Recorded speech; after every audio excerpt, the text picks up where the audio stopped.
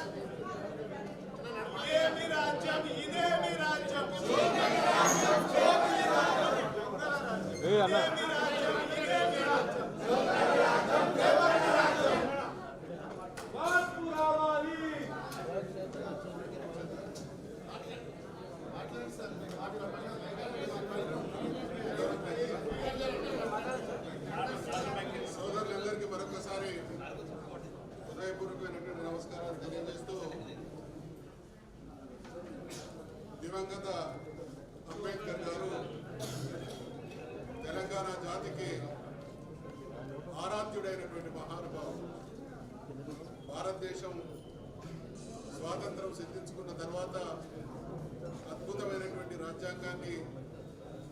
రచించి ఒక గొప్ప దార్శనికత్వం, ఒక గొప్ప ఆశ భావకమైనటువంటి ఆలోచనతో వారు రాజ్యాంగాన్ని రాసి దేశానికి జరిగితే, ఆ రాజ్యాంగం స్ఫూర్తిగా మన నాయకుడైనటువంటి కేసీఆర్ గారు తెలంగాణ రాష్ట్రాన్ని సాధించడానికి జరుగుతున్నటువంటి మేధో మదనంలో రాష్ట్రం ఏర్పాటుకు ఉన్నటువంటి అంశాలను చాలా సుదీర్ఘంగా చర్చించినప్పుడు మహానుభావుడైనటువంటి అంబేద్కర్ గారు అందించినటువంటి ఆర్టికల్ 3 ఏ సరళీకృత విధానం అయితే ఆలంబనగా ఆసరగా రాష్ట్రాన్ని సాధించుకోవచ్చు అనేటువంటి సంపూర్ణమైనటువంటి విశ్వాసంతో మన నాయకుడైనటువంటి కేసీఆర్ గారు 14 సంవత్సరాల సుదీర్ఘ పోరాటం చేసి రాష్ట్రాన్ని సాధించడం జరిగింది. అంబేద్కర్ గారు అడుగడుగున మనకు ఆరాధ్యుడు. కారణం, ఒకటి రాజ్యాంగం అయితే, రెండవది రాష్ట్రం ఏర్పడడానికి అనుకూలమైనటువంటి సరళీకృత విధానం అయితే, మూడవది ఈ దేశాన్ని పరిపాలించినటువంటి పాలక వర్గాలు, అది కాంగ్రెస్ పార్టీ అయినా భారతీయ జనతా పార్టీ అయినా 80 సంవత్సరాల తర్వాత కూడా ఏ స్ఫూర్తినైతే భారత రాజ్యాంగం రూపేణ అంబేద్కర్ పూర్తికి అడుగడుగున ఉన్నటువంటి దుర్మార్గపు పాలన ఆనాడు కాంగ్రెస్ ఈనాడు భారతీయ జనతా పార్టీలు అందిస్తూ ఉంటే వీటికి భిన్నంగా ఏ స్ఫూర్తితోనైతే దేశానికి స్వాతంత్రం వచ్చిందో, ఏ స్ఫూర్తితోనైతే రాజ్యాంగాన్ని మనం అమలు చేసుకోవడం జరిగిందో, ఏ స్ఫూర్తితోనైతే తెలంగాణ రాష్ట్రం కోసం పోరాడడం జరిగిందో, ఏ స్ఫూర్తితోనైతే తెలంగాణ రాష్ట్రాన్ని సాధించుకోవడం జరిగిందో, రాజ్యాంగం ప్రసాదించినటువంటి స్ఫూర్తికి అనుగుణంగా రాష్ట్ర పాలనను సాగించి స్వాతంత్ర ఫలితాలని అట్టడుగు వర్గాలకు అందించినటువంటి ఏకైక నాయకుడు ఈ దేశంలో ఎవరైనా ఉన్నారు అనంటే అది మన నాయకుడైనటువంటి కేసీఆర్ అనేటువంటి విషయాన్ని ఈ సందర్భంగా మనవి చేస్తూ ఉన్నాం. మరి అటువంటి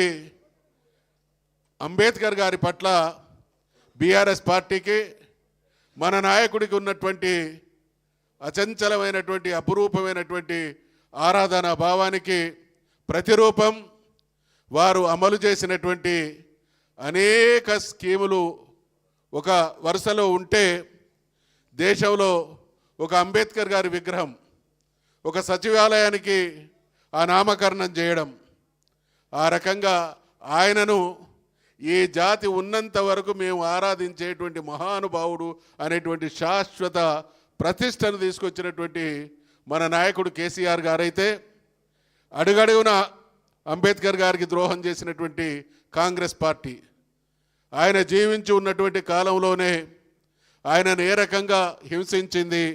అవమానపరిచింది. ఒక ఘట్టమైతే మన కళ్ళ ముందు కదలాడుతున్నటువంటి సాక్ష్యం ఏ మహానుభావునికైతే దేశంలో లేనటువంటి అపురూపమైనటువంటి విగ్రహాన్ని కేసీఆర్ గారు ఇక్కడ నిలబెట్టుకుంటే, మరి గడిచిన 2 సంవత్సరాల కాలంగా రేవంత్ రెడ్డి ప్రభుత్వం ఆ విగ్రహం పట్ల ఎటువంటి అవమానకరమైనటువంటి ధోరణిని ప్రవర్తించింది. చివరికి అడుగడుగున బీఆర్ఎస్ పార్టీ మన నాయకులతో సహా మనమందరం కూడా ఆ మహానుభావునికి జరుగుతున్నటువంటి అన్యాయాన్ని, అవమానాన్ని ఎలుగెత్తి చాటితే ఈరోజు యూటర్న్ ఏ రకంగా తీసుకున్నదో కూడా మనం అందరం చూస్తున్నాం. కాబట్టి కాంగ్రెస్ లేదా దేశాన్ని ఏలుతున్నటువంటి పాలక పార్టీల గుండెల్లో అంబేద్కర్ గారి పట్ల ఆరాధనా భావం లేదు. ఆ ఆరాధనా భావం ఉన్నటువంటి పార్టీ నాయకత్వం మనది. కాబట్టి ఖచ్చితంగా ఏ రోజు ఎక్కడ ఆ మహానుభావుడు పేరిట ఏ కార్యక్రమం జరిగినా అందులో ముందు వరుసలో ఉండేటువంటి సైనికులుగా మనం ముందున్నాం అనేటువంటి విషయాన్ని మనవి చేస్తూ, మరి మనకి ఈ స్ఫూర్తిని నింపి మనల్ని అంబేద్కర్ గారి ఆశయాలకు అనుగుణంగా పనిచేసేటువంటి బోధన చేసినటువంటి మన నాయకుడైనటువంటి కేసీఆర్ గారికి హృదయపూర్వకమైనటువంటి అభినందనలు తెలియజేస్తూ సెలవు.